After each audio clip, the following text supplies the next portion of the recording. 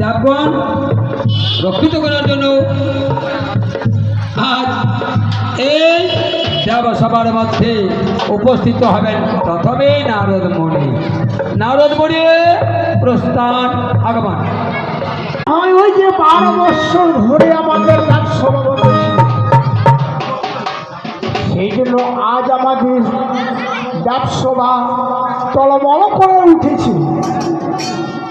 আর আমার কেন বেশ নারায়ণ নারায়ণ নারায়ণ গুণ গাও নার ভাই গুণ গাও নার ভাই।